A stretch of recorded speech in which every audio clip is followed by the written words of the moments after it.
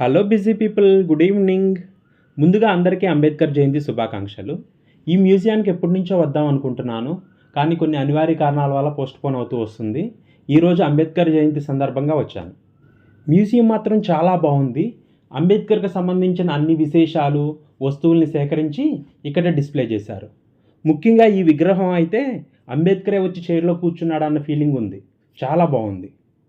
ఈ మ్యూజియం సేనాపతి బాపట్ రోడ్లో ఉంటుంది, సింబయాసిస్ కాలేజ్ పక్కన. ఈవెన్ ఈ మ్యూజియాన్ని కట్టింది, మెయింటైన్ చేస్తుంది కూడా సింబయాసిస్ కాలేజ్ వాళ్ళే. ఈ మ్యూజియాన్ని ప్రేరణా భూమి అని కూడా పిలుస్తారు. అంటే అంబేద్కర్ జీవితం గురించి తెలుసుకొని జనం ఇన్స్పైర్ అవుతారనే ఉద్దేశంతో ఆ పేరు పెట్టారనమాట. ఇది మ్యూజియం స్టార్టింగు. ఇక్కడ అంబేద్కర్ గారి లైఫ్ ఈవెంట్స్ అన్నీ 1 by 1 ఇయర్ వైజ్ పెట్టారు. తర్వాత ఫోటో గ్యాలరీ స్టార్ట్ అవుతుంది. ఫోటో గ్యాలరీ అయిపోయిన తర్వాత అంబేద్కర్ గారి స్టాట్యూ అవి ఉంటాయి. తర్వాత బిల్డింగ్ లోపల అంబేద్కర్ గారు వాడిన వస్తువులు అవన్నీ సేకరించి డిస్ప్లేలో పెట్టారనమాట. తర్వాత దాంట్లోనే అదే బిల్డింగ్లో ఫస్ట్ ఫ్లోర్ ఉంది, అది కూడా ఫోటో గ్యాలరీ అనమాట. అక్కడే భారతరత్న అవార్డు అవన్నీ ఉన్నాయి. తర్వాత అవన్నీ అయిపోయిన తర్వాత బయటికి వెళ్తే ఇంకొన్ని స్టాట్యూస్ ఉన్నవి. ఇవన్నీ 1 by 1 సీక్వెన్స్లో చూద్దాం. ముందుగా అంబేద్కర్ గారి జీవిత చక్రం గురించి తెలుసుకుందాం. ఆయన పుట్టింది మధ్యప్రదేశ్లో పుట్టారు. అంటే వాళ్ళ నాన్నగారు బ్రిటిష్ ఆర్మీలో పనిచేసే టైంలో అక్కడ పోస్టింగ్లో ఉన్నారనమాట. సో ఈయన పుట్టింది మాత్రం మధ్యప్రదేశ్లోనే. తర్వాత వాళ్ళ సొంతూరైన రత్నగిరి జిల్లాకు వచ్చేసారు, అది మహారాష్ట్రలో ఉంటుంది. సో బేసికల్లీ ఆయన మరాఠా అనమాట. ఆయన ప్రైమరీ ఎడ్యుకేషన్ అంతా రత్నగిరి జిల్లాలోనే జరిగింది. ఇక్కడ ఇంకో విశేషం ఏంటంటే ఆయన చిన్నతనంలోనే చాలా ప్రాబ్లమ్స్ ఫేస్ చేయాల్సి వచ్చింది అంటరానితనం వల్ల. సో అలా ఆయన అంటరానితనానికి వ్యతిరేకంగా చిన్నతనంలోనే చాలా హెజిటేషన్స్లో పాల్గొన్నాడు. ఆ టైంలో ఇదంతా గమనించిన వాళ్ళ స్కూల్ టీచర్, వీడు ఎప్పుడైనా పెద్ద అయిన తర్వాత గొప్పవాడు అవుతాడు, ఈ అంటరానితనం వల్ల మన వాడికి ప్రాబ్లమ్స్ రాకూడదనే ఉద్దేశంతో అంబేద్కర్ ఆయన సర్నేమ్ని అంబేద్కర్కి యాడ్ చేశాడనమాట. అలా ఆయన సర్నేమ్ అంబేద్కర్ అయింది. ప్రైమరీ ఎడ్యుకేషన్ అయిపోయిన తర్వాత హయ్యర్ ఎడ్యుకేషన్ కోసం ముంబై వచ్చారు. ముంబైలోనే డిగ్రీ కంప్లీట్ చేసి ఒక రాజుగారి స్పాన్సర్షిప్తో యుఎస్ వెళ్ళారు. అక్కడే పోస్ట్ గ్రాడ్యుయేషన్ పిహెచ్డి కంప్లీట్ చేసి మళ్ళీ తిరిగి ముంబైకి వచ్చారు. కొన్నాళ్ళు ఆ స్పాన్సర్షిప్ చేసిన రాజుగారి దగ్గర పనిచేశారు. తర్వాత మళ్ళీ ముంబై వచ్చి ఒక కాలేజీలో ఫ్యాకల్టీగా చేరారు.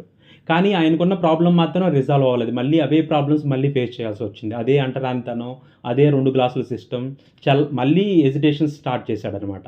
అలా కొన్నాళ్ళు ఎజిటేషన్స్ చేసిన తర్వాత ఆయన ప్రొఫెషన్ని చేంజ్ చేసుకోవాలనుకున్నారు.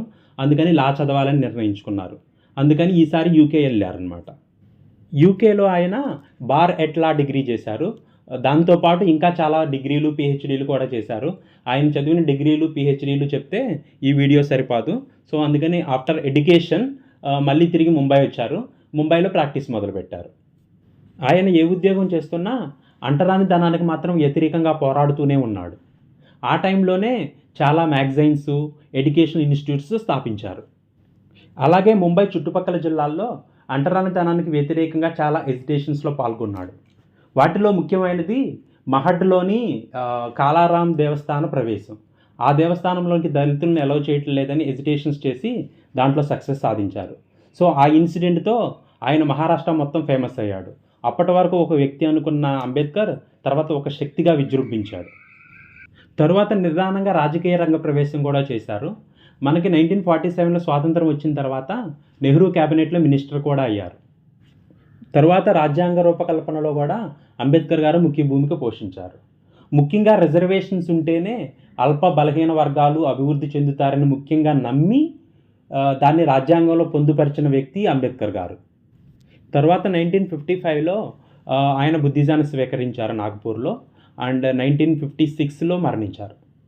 ఆయన భౌతికంగా మన మధ్యన లేకపోయినా భారతదేశానికి ఆయన అందించిన సేవల రూపంలో, రాజ్యాంగం రూపంలో, అంబేద్కరిజం రూపంలో మన పక్కనే ఉంటాడు ఇప్పుడు. అందుకే ఇప్పటికీ భారతదేశంలో బడుగు బలహీన వర్గాలకు ఆశాజ్యోతి అంబేద్కరిజమే. ముఖ్యంగా మహారాష్ట్రలో అంబేద్కర్ని దేవుళ్ళ పూజిస్తారు. మహారాష్ట్రలో వ్యక్తిని పూజించడం కొంచెం ఎక్కువే. లైక్ షిర్డీ సాయిబాబా, శివాజీ, అంబేద్కర్, వీళ్ళందరూ మోర్ ఆర్ లెస్ గాడ్స్ అనమాట. కానీ ఈ మధ్య కొన్ని రాజకీయ పార్టీలు అంబేద్కరిజాన్ని తమ స్వలాభాల కోసం వాడుకుంటున్నాయి. అంబేద్కరిజం అంటే ఒక వర్గానికో ఒక కులానికో సంబంధించిన దానిలాగా డిస్ప్లే చేస్తున్నాయి. కానీ నిజానికి అంబేద్కర్ ఎప్పుడూ ఒక కులానికో వర్గానికో వ్యతిరేకంగానో అనుకూలంగానో పనిచేయలేదు. ఆయన టార్గెట్ ఏంటంటే అన్ని కులాలు అన్ని మతాలు జనాన్ని ఒకే రకంగా ట్రీట్ చేయాలి, సమాజంలో అసమానతలు తొలగాలనే మాత్రమే ఆయన ఎజిటేషన్ చేశాడు. అంతేగాని ఆయన ఒక కులానికి అనుకూలంగానో ఇంకో కులానికి వ్యతిరేకంగానో ఎప్పుడూ పోరాడలేదు. అలాగే మనం కూడా అంబేద్కర్ కలలు కన్న సమసమాజాన్ని స్థాపిద్దాం. జై అంబేద్కర్, జై భీమ్.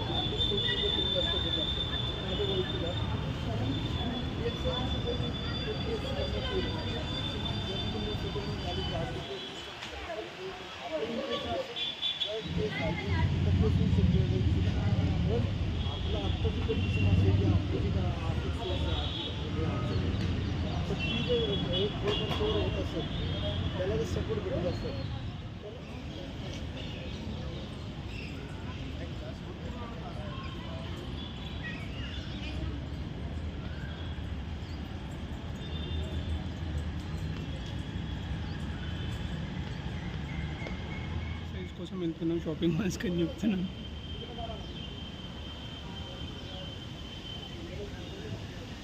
రికార్డింగ్ చేస్తుంది సౌండ్ వస్తుంది, సినిమాటిక్ ఉంది కదా కదా మంచిగా వస్తుంది.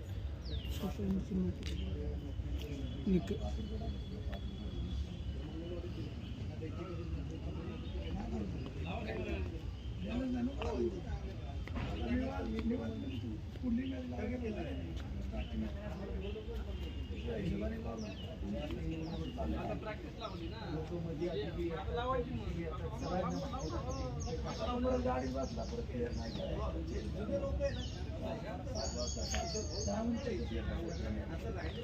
गाड़ी